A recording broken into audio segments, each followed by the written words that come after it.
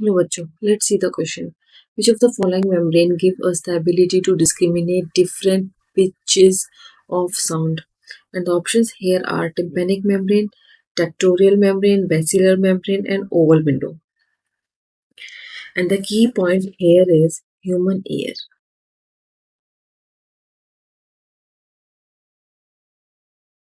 We are talking about human ear. Which of the following membrane give us the ability to discriminate different pitches of the sound? Option C is tympanic membrane. And the option B is tectorial membrane. Firstly, tympanic membrane. What is tympanic membrane? In the outer ear consists pinna and auditory canal, and the middle ear consists tympanic membrane. tympanic membrane को हम ear drum भी कहते हैं.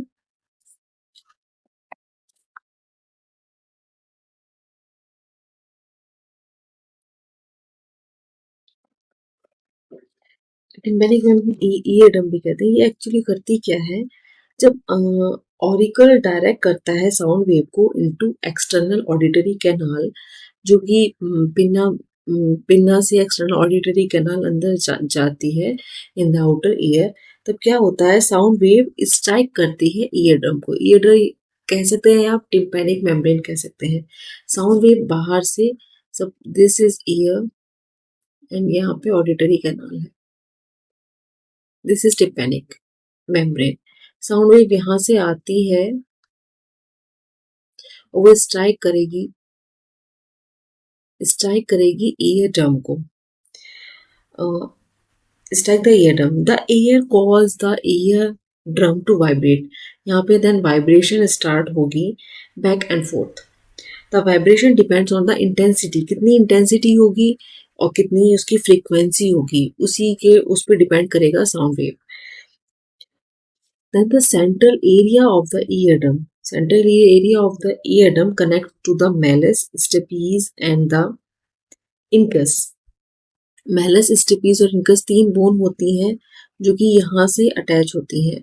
Eardrum से attach होता है malleus, से हम हैमर भी कहते हैं. आफ्टर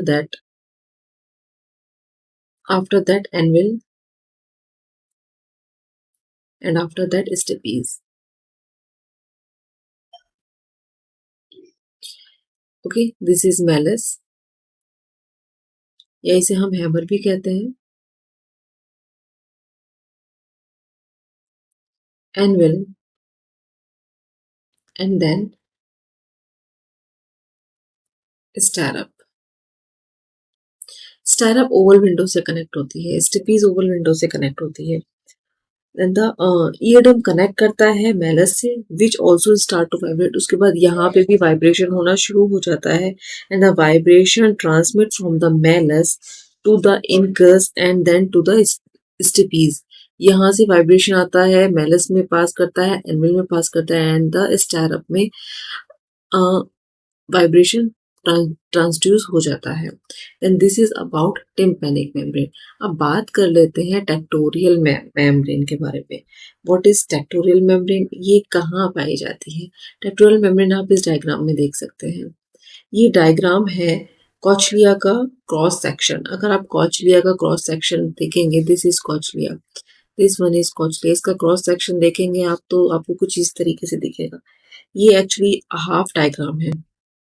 इसके ऊपर होता है, अगर आप इसको डिवीजन करने चले, ऐसे ही इसका डिवीजन होता है. इसके ऊपर यहाँ पे स्केला वेस्टिबुली होता है और उसके नीचे स्केला टिम्पैनी होता है. यहाँ पे स्केला टिम्पैनी होता है. This is scala vestibuli and this one is scala tympani. तो ये बीच में प्रेजेंट होता है. टेक्टोरियल मेम्ब्रेन प्रेजेंट होती है कॉचियर डक्ट में. टेक्टोरियल मेम्ब्रेन क्या करता है? स्पेशली टेक्टोरियल मेम्ब्रेन हेयर्स के जो सेल्स हेयर होते हैं उनके ऊपर प्रेजेंट होता है.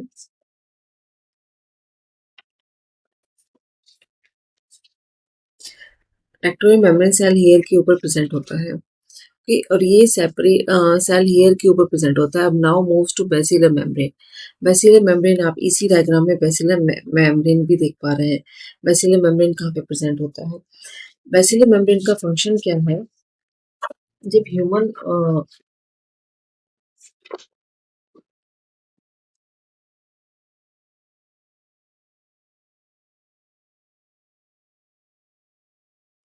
When आप इस डायग्राम को देखिए। इस डायग्राम में बेसिलर मेम्ब्रेन आपको इजीली दिख रही है। यहाँ स्टेपीज, ये जो मैंने ये डायग्राम स्टेपीज बनाया है, दैट इज दिस वन, ये बोन है। इसके पीछे का डायग्राम ओवल विंडो आप देख पा रहे हैं। ओवल विंडो से ये कॉचलिया डक्ट की ये डायग्राम है। इसमें आप देखिए, this is tympanic canal, this is basilar membrane. Basilar membrane divide करती है टिम्पैनिक कैनाल और वेस्टिबुलर कैनाल को, दोनों को ये डिवाइड करती है।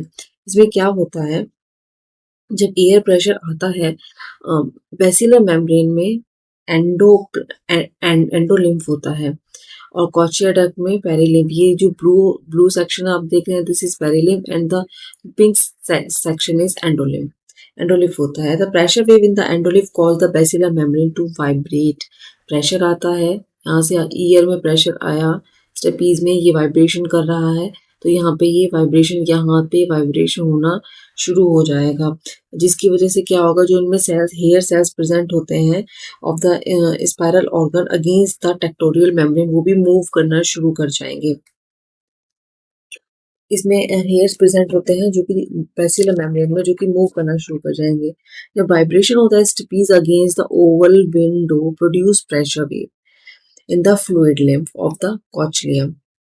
The cochlea on the right, the wave travels to the apex. Wave फिर एपेक्स तक ट्रेवल करते हैं, यहाँ से दिस इज एपेक्स, एपेक्स तक ट्रेवल करेंगे via the vestibular canal and back towards the base via the tympanic canal.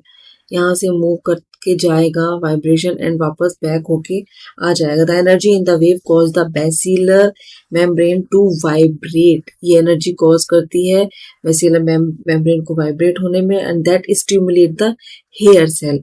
क्यों क्यों बेसिलर मेम्ब्रेन में हेयर सेल स्टिमुलेट होते हैं? Because basilar membrane varies in stiffness. Basilar membrane में बहुत varies in stiffness along its length and along each point along the membrane vibrate maximally। Basilar membrane में जो भी सारे पॉइंट्स होते हैं वाइब्रेट करते हैं maximally in response to wave of a particular frequency. सबसे ज़्यादा ये वाइब्रेट, बेसिलर मेम्ब्रेन वाइब्रेट करता है सारी वेव के रेस्पॉन्स में। Okay, and the oval window, अभी हमने ओवल विंडो के बारे में भी देख चुके हैं। तो क्वेश्चन में क्या कहा गया है कि सबसे ज्यादा एबिलिटी किसके पास होती है? Pitch of the discriminate different pitches of the sound, that is basilar membrane. The correct option is basilar membrane. Hope you understand it well.